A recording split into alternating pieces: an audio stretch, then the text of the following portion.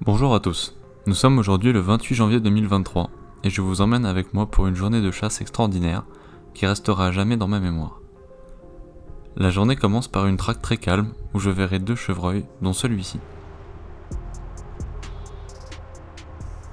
Les rabatteurs lèveront ensuite 2 sangliers, dont un qui sera prélevé par un ami présent ce jour-là.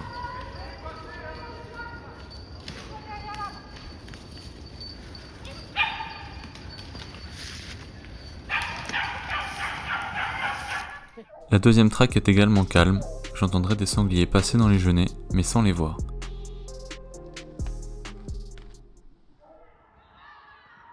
Une grande compagnie sera levée, mais sortira à un endroit où il n'y avait pas de posté.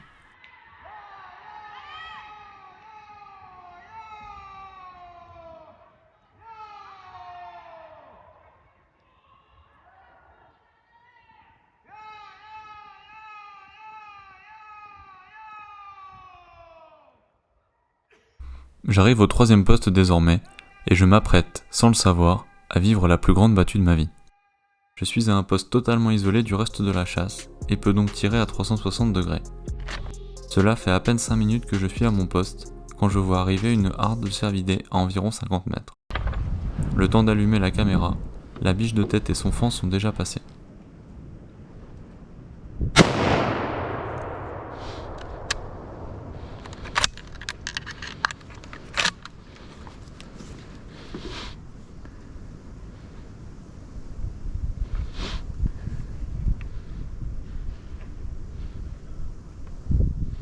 Revoyons ça au ralenti.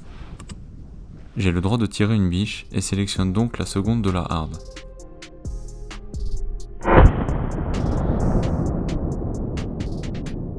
L'animal accuse le coup et je suis certain d'avoir touché une zone vitale.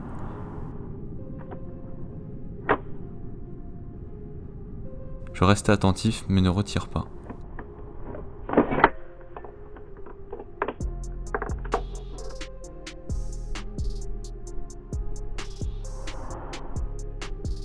Et quelques secondes plus tard, la biche s'effondrera définitivement sur le dos, tandis que le reste de la harde repart tranquillement.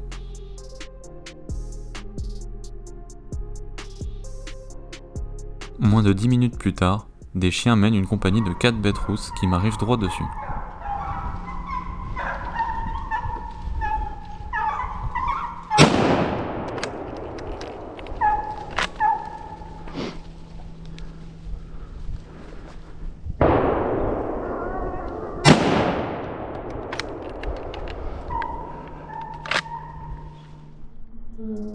Je choisis le premier animal étant donné que c'est le plus éloigné des chiens et que les 4 animaux sont de la même taille.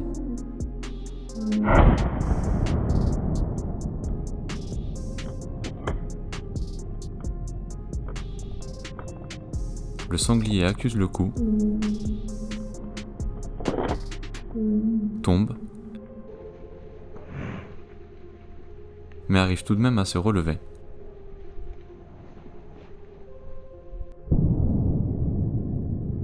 L'angle n'est pas idéal, mais je décide de le retirer quand même, étant donné qu'il est blessé. À peine remis de mes émotions, un grand mâle sanglier passe à une trentaine de mètres sur ma gauche.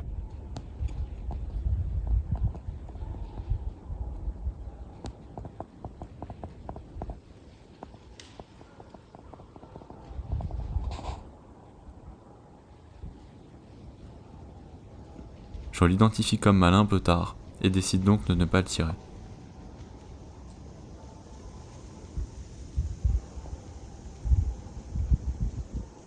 L'action continue, et j'aperçois une laie suivie d'une bête rousse qui vont pour prendre la même coulée que la harde de tout à l'heure.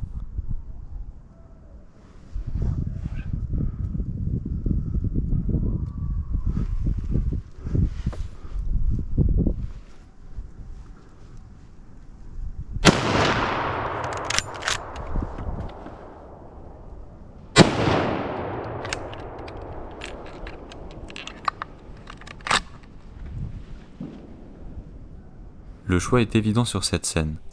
Je laisse passer l'allée et attends la bête rousse dans la grande trouée. Je manquerai mon premier tir.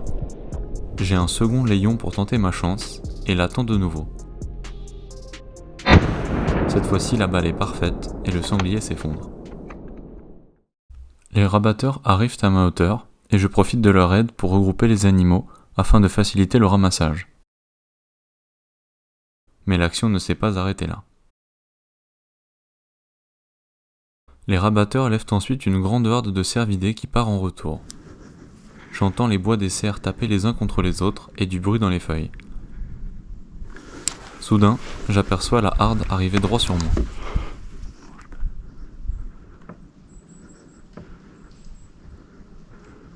Les animaux sont désormais loin du rabat et donc moins sur leur garde. Il y a beaucoup d'animaux dans la harde et j'ai le droit de tirer un cerf portant au maximum 14 scores.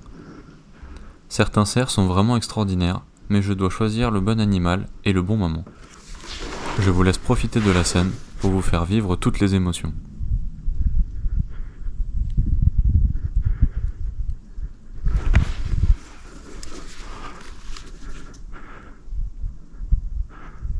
Il est limite celui-là.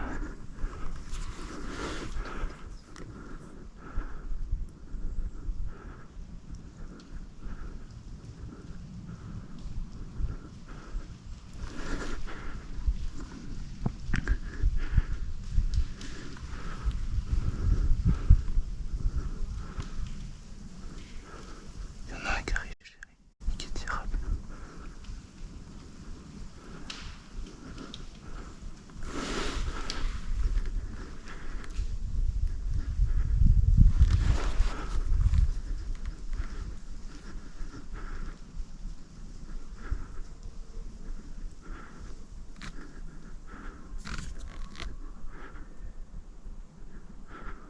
Putain, lui, il est limite.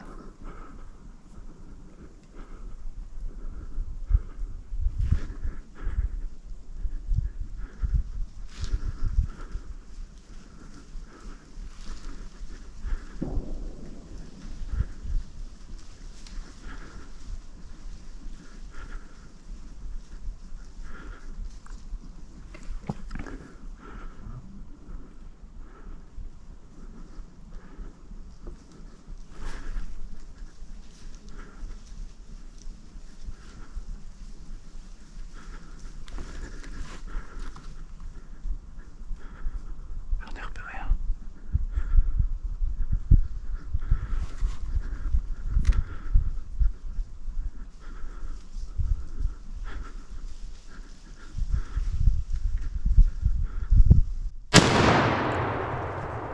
Putain.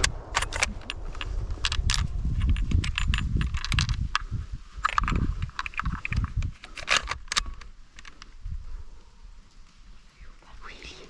Il va tomber.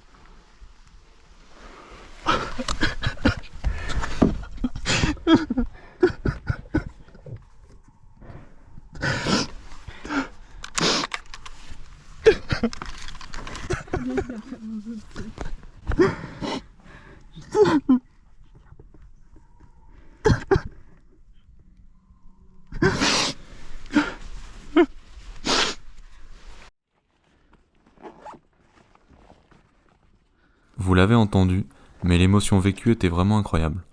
Ce mélange de stress, d'adrénaline et de joie était vraiment très intense. Cette battue a été exceptionnelle jusqu'au bout, et je ne suis pas sûr de revivre ça une seconde fois dans ma vie. J'ai profité au maximum de tout ce que j'ai ressenti, et essayé de garder de beaux souvenirs.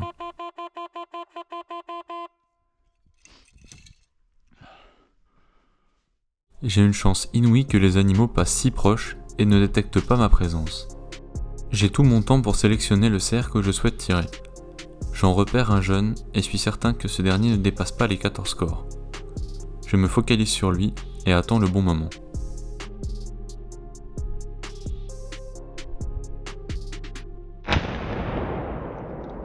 Après le tir, l'animal fait un bond puis court la tête basse.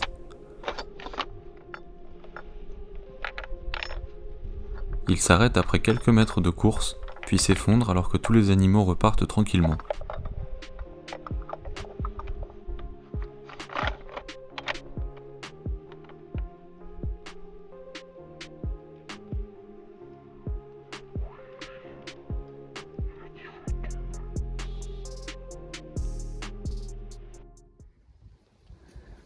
La fin de track est sonnée, et il est l'heure d'aller voir tout cela de plus près.